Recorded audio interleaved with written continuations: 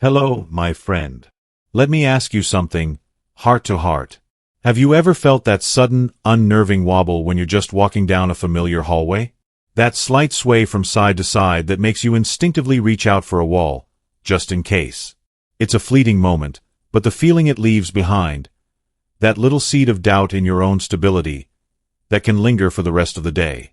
Now, most people I see in my clinic chalk this up to just getting older, or they assume their legs are getting weak. It's a common belief, and it's completely understandable. But as a doctor who has helped seniors with their balance for over 30 years, I can tell you that is often not the real story. The true culprit is usually something entirely different, a single hidden muscle that most have never even heard of, working silently in the shadows. I'll never forget my patient, Frank. A 72-year-old retired firefighter, a man who seemed as solid as an oak tree. But he came to my office, and he was quietly terrified. He told me he'd almost stumbled while playing in the yard with his 6-year-old granddaughter, Lily. And his words stuck with me. He said, "Doc, it wasn't my legs that gave out. It was a sideways feeling, like the ground itself just shifted beneath me." Frank's story holds the key to understanding this entire problem. In this video today, we're going to pull back the curtain on that one hidden muscle responsible for the sideways sway. We are going to find it, wake it up, and I will personally guide you through a simple 3-minute routine you can start doing this very day to begin rebuilding that rock-solid stability you deserve. And please, I ask that you stay with me until the very end. The third and final exercise we'll cover is, I'll be honest, the most challenging one. But with it, I will share a simple mindset shift that I taught Frank. It's a small change in focus that turns this difficult move from a point of deep frustration into your greatest source of confidence. You truly will not want to miss it. Before we dive in, I'm genuinely curious about how many of us share this experience. If the problem I just described sounds familiar to you, if you've ever felt that unnerving sway, please take a moment to comment with a simple word, yes. It truly helps me understand what you're going through, and more importantly, it shows others in our community that they are not alone in this feeling. Okay, let's begin. Alright, my friends. Let's get to the heart of the matter. We are going to embark on a simple, 3-step journey to reclaim your stability, and we will do it together, one step at a time. I want you to think of this process like building a strong, sturdy house that will last you for years to come. You wouldn't start with the roof, would you? Of course not. You must begin with the most important part of all, laying a solid, unshakable foundation. And that is precisely what we are going to do right now. Exercise number 1. The foundation, waking up the hidden muscle. First, before we can strengthen anything, we have to address the very core of the problem, the root cause of that unsettling sideways sway. The issue is that this critical balance muscle, the one we identified as the gluteus medius, has, well, it's effectively fallen asleep on the job. After decades of our modern lifestyle, years and years spent sitting in comfortable chairs, driving in cars, and relaxing on couches, this vital muscle has simply forgotten what it was designed to do. It's a classic case of use it or lose it. But I want to be very clear about something that should give you a great deal of hope. The muscle isn't gone. It hasn't vanished. It's simply dormant, waiting for the right signal to wake up. Let me explain the science behind this in a way that truly makes sense, without any complicated medical jargon. I want you to picture your pelvis, your hip bones, as a perfectly flat, sturdy wooden shelf. Now, the gluteus medius, that muscle located on the outer part of your hip, has one primary, incredibly important job, to keep that shelf perfectly level. This is especially true during the moment you are standing on only one leg. Now you might think, Doc, I don't spend much time standing on one leg. But the truth is, you do, hundreds, even thousands of times a day. Every single step you take, walking from the kitchen to the living room, strolling through the park, browsing the aisles of the grocery store. Every step involves a brief, critical moment where your entire body weight is balanced on one single leg. When your gluteus medius is strong and awake, the process is seamless. You lift your left foot to take a step, and the muscle on your right side instantly fires up, gripping like a vice, holding that pelvic shelf steady and solid. There is no drop. There is no tilt. There is no subsequent wobble. It all happens automatically, a beautiful symphony of stability. But here is the core of the issue, the deep why behind this problem, and it's something that becomes particularly important as we get older. Our bodies are incredibly smart, and in some ways, incredibly lazy. They are built for efficiency. If we don't regularly use a muscle for its intended purpose, the brain, in its infinite wisdom, begins to downgrade the priority of that connection.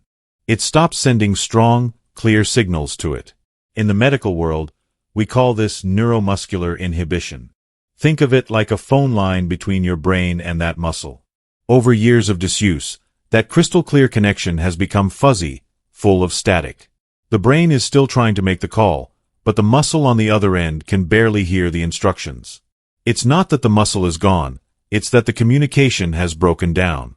This is exactly what I see in my clinic, day after day, year after year.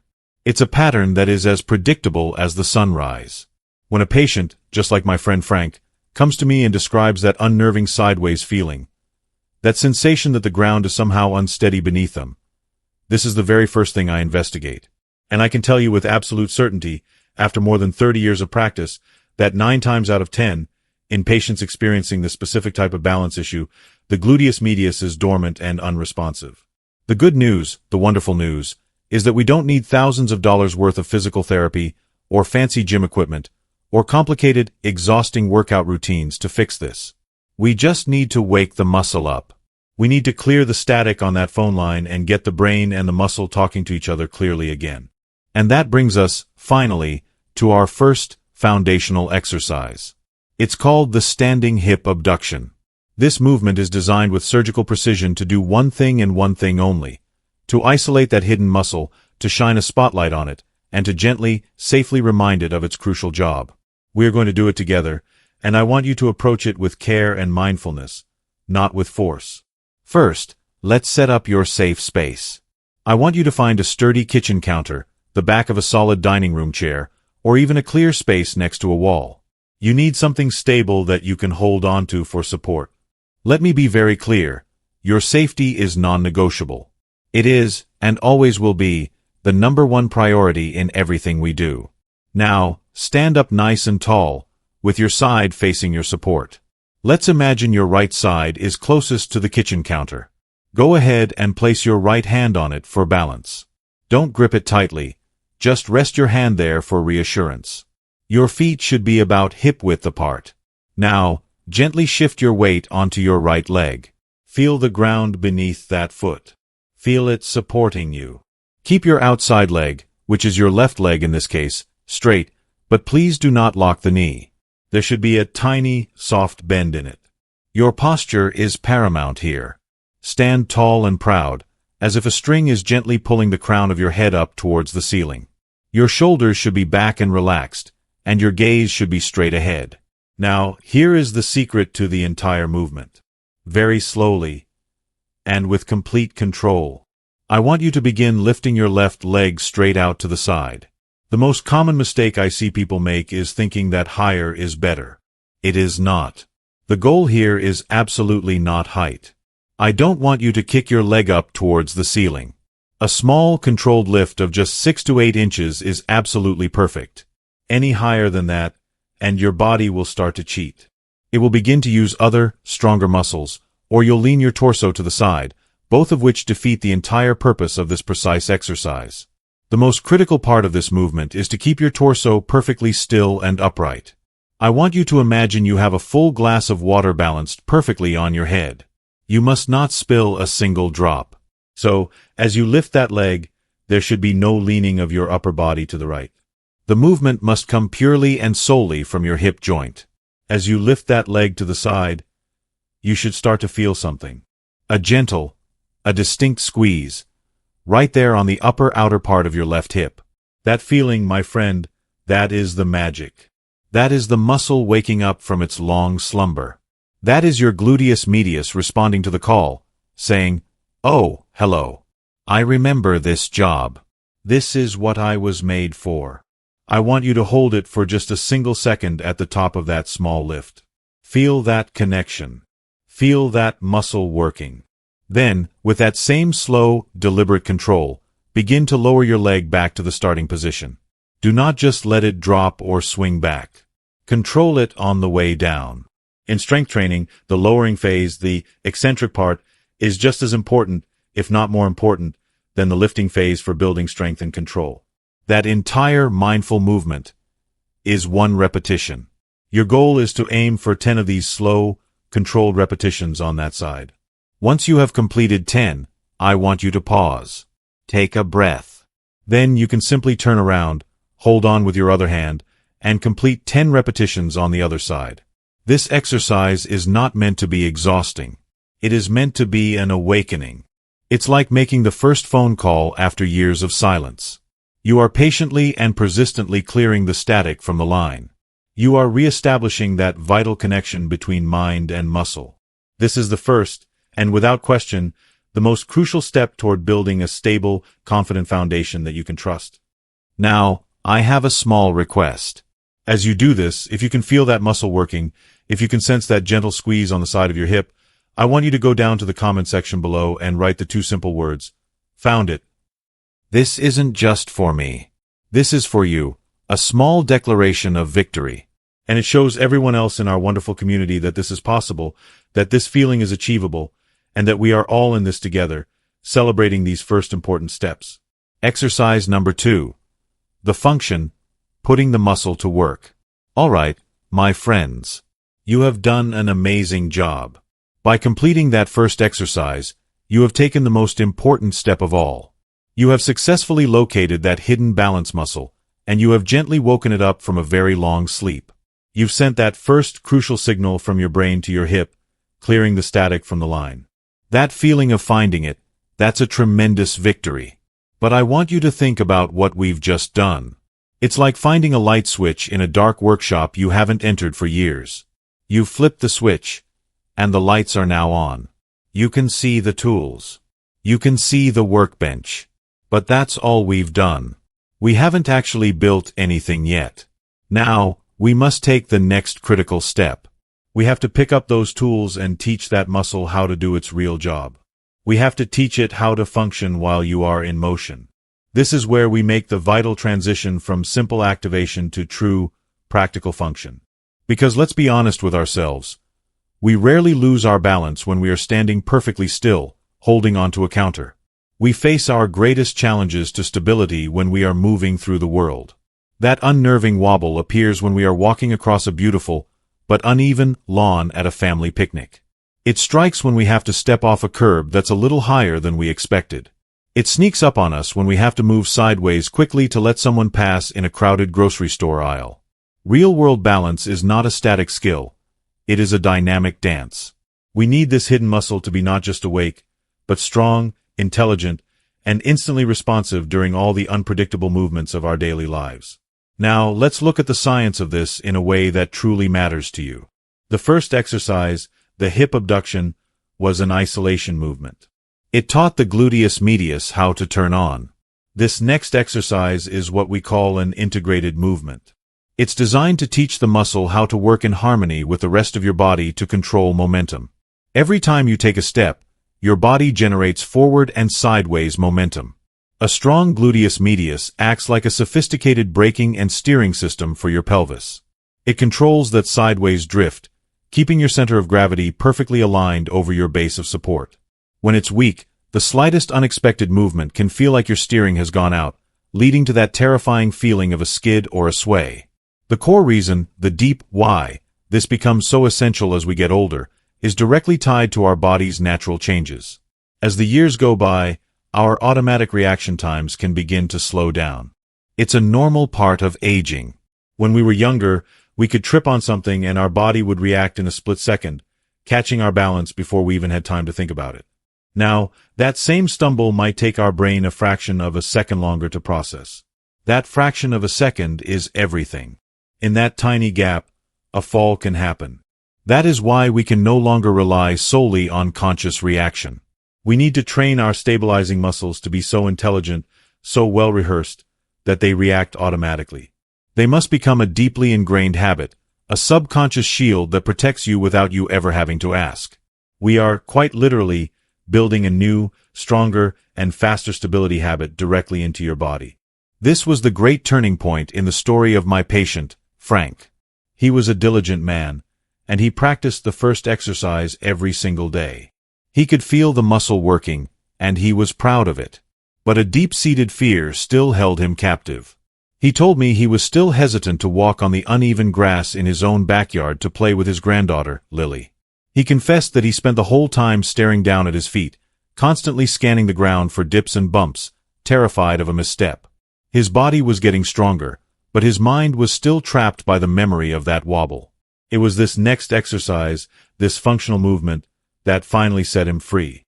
After a week of practicing it, he began to trust his body again. He learned to trust that his hips would now automatically keep him steady, no matter what the ground was like beneath him. He finally stopped staring at his feet and started looking at his granddaughter's smiling face instead. That, my friends, is what this is all about. It's about getting your life back. And that brings us to our brilliant and profoundly effective second exercise, sidestepping. This movement may look incredibly simple, almost too simple to be effective. But I assure you, it is one of the most powerful things you can do to translate your newfound muscle activation into real, functional, everyday stability. It precisely mimics the demands placed on your gluteus medius when you are walking and catching your balance. To begin, I want you to find a clear space. A hallway is often the perfect environment for this, because it's a straight line and it usually allows you to trail your fingers gently along the wall for a little extra support and confidence if you feel you need it. Remember, there is no shame in using support. Smart training is safe training. Stand up straight and tall, with your feet positioned about hip-width apart. Feel your weight evenly distributed between both feet. Now, here is a very, very important tip. This is the secret that makes the exercise so effective. I want you to bend your knees just a little bit. Imagine you are about to sit down in a very tall bar stool. It is not a deep squat. I just want a slight, soft, athletic bend in the knees. This small adjustment is the key, because what it does is it pre-activates your gluteus medius and keeps it engaged throughout the entire range of motion. It doesn't get a chance to turn off. From this slightly bent knee position, we will begin. I want you to take a slow and deliberate step to your right with your right foot. Don't lunge or take a giant step. Just a comfortable step, perhaps 12 to 18 inches. Land softly on that foot, absorbing the landing through your bent knee. Then, bring your left foot over to meet it, returning your feet to that original hip-width stance. That entire controlled movement is one repetition. The goal here is to maintain that slightly bent knee position the entire time. I want you to imagine that you are gliding sideways under a low ceiling, and you don't want to bump your head. This image helps you to avoid the common mistake of bobbing up and down. We want the movement to be smooth and lateral. Keep your torso tall, your chest held proud, and most importantly, keep your gaze straight ahead. Do not look down at your feet. Your brain knows where they are. Learning to trust your body without visual confirmation is a huge part of rebuilding balance and confidence. As you perform this gliding movement, you will begin to feel the muscles on the outside of both of your hips working. The leg that is stepping out is obviously working to move you, but the leg that you are pushing off from is working just as hard, controlling the movement and stabilizing your body. It is a wonderful team effort. Let's set a goal. Aim to take about 8 to 10 of these smooth, controlled steps in one direction down your hallway. Once you've done that, I want you to pause. Stay facing the same way. And then, simply reverse the movement. Now, you will lead with your left foot, taking 8 to 10 steps back to the exact spot where you started. My friend, I must repeat this because it is the soul of the exercise. This is not about speed. This is about slow, controlled, and deliberate steps. Each step is like a master craftsman laying a new, perfectly placed brick in the foundation of your stability. You are not just exercising, you are re-educating your body. You are building a stronger, more stable you, making yourself more resilient and so much less likely to ever feel that unnerving, confidence-stealing sway again. Every single side step is a powerful step towards a future of freedom and confidence. Now, if you understand the profound importance of this functional movement, if you are ready to take that muscle you've woken up and truly put it to work, I want you to go to the comment section below and write one powerful word: moving. This is your declaration. It's a statement that you're taking your newfound strength and you are putting it into meaningful, life-changing action. You have completed 2 monumental steps, my friend. You have activated your hidden balance muscle, the gluteus medius, and you have trained it for movement with the side steps. You are no longer just practicing drills. You are building functional, usable strength. But now, it is time for the final, the most crucial, and frankly, the most rewarding step in our balance journey. We must lock in that stability. We must forge a true fortress of resilience. Exercise number 3. The fortress, locking in your stability. The problem we are addressing in this final stage is the gap between being strong and being dependable under pressure. Think of it this way: a car mechanic can test your engine while it's idle, but to truly trust the car on a long road trip, you need a stress test. You need to drive it up a steep hill in a rainstorm. This final exercise is your body's stress test. We need to challenge your gluteus medius to do its job under maximum pressure. This is how we build a truly dependable, resilient balance that you can count on every single time you need it. This final movement is called the isometric single-leg heel raise. Now, when you first look at this, you might think, "Doc, that looks like a calf exercise." And you would be absolutely right. It is fantastic for strengthening your calves and the muscles in your lower leg, which are essential for absorbing impact and maintaining posture. But its secret power, its brilliance for us today, is what it forces your gluteus medius to do. By rising onto the ball of one single foot, you are intentionally creating a massively challenging, inherently unstable balance situation for your entire body. Here is the simple, yet profound, science at work here. In this challenging posture, your body is screaming for stability. To stop you from immediately toppling over, which your body desperately wants to do, your gluteus medius must fire with maximum intensity. It has no choice. It must engage with every fiber it possesses to keep your hips perfectly level. It is the ultimate test of its role as the pelvic shelf stabilizer. But it does more than just stabilize the hip. This exercise is the single best way to forge what I call the unified stability team. Your body's ability to prevent a fall is not located in one muscle. It is located in the conversation between your hips and your ankles. This exercise forces your gluteus medius, the commander, the hip stabilizer, to communicate instantly and powerfully with the small stabilizing muscles around your ankle. They are forced to work together as a solid, unified team, adjusting micro-movements across two different joints at the same time. This hip-to-ankle connection is what builds truly resilient, truly dependable balance. This is the skill that saves you when you catch your foot on the edge of a rug or step onto an unexpected low spot in the sidewalk. This level of physical and mental coordination is often one of the first things that suffers subtly as we age, even before we notice general strength loss. That communication line between the brain, the hip, and the ankle can become slow, sluggish. This exercise forces those neural pathways to reconnect, to speed up, and to become reliable again. Now, speaking from decades of experience in my practice, I want to give you a moment of genuine, empathetic counsel. I'll be honest with you. This exercise is tough. It is supposed to be hard. When I first introduced this to patients like Frank, many would struggle. They would shake. They would wobble. They would sometimes manage only 3 or 4 seconds before they had to stop.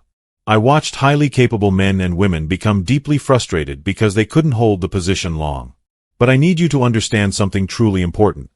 The patients who saw the most dramatic, life-altering improvements were the ones who didn't quit simply because it was difficult. They were the ones who celebrated the micro-victories. Even holding this position for 3 seconds with good form is a massive, significant win.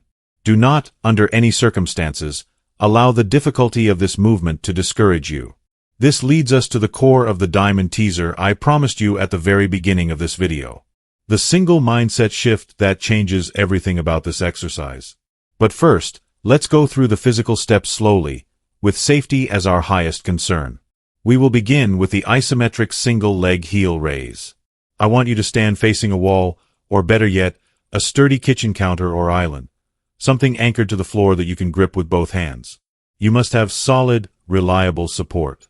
Do not try this exercise freestanding today. Stand with your feet about hip distance apart, keeping your knees straight but soft. Place both hands firmly on your support surface. Now, we are going to transition into the starting position in 2 smooth stages. Stage 1. The rise. Slowly and with immense control, rise onto the balls of both feet. Get your heels as high off the ground as comfortably possible. Feel the muscles in your lower leg working hard. This position ensures your calf is activated, ready for the challenge. Stage 2. The transition. While keeping your heels high, gently, carefully transfer your weight entirely onto your right leg. Once you feel stable on your right foot, and only then, slowly lift your left leg off the floor, bending the knee slightly so the left foot is hanging free. You are now balancing on the ball of one foot.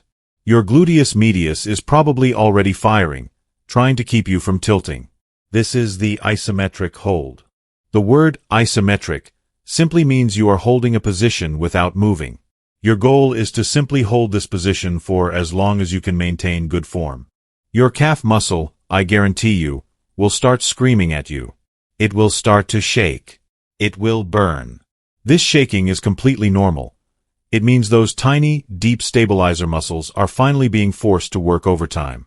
But here is where the simple physical exercise transforms into a master-level balance practice.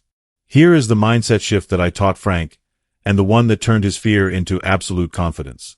When your calf starts burning, your instinct is to focus on that pain. You think, my leg is shaking. I'm going to fall. You focus on the weakest link. I need you to do the opposite. I need you to take your focus entirely away from your calf.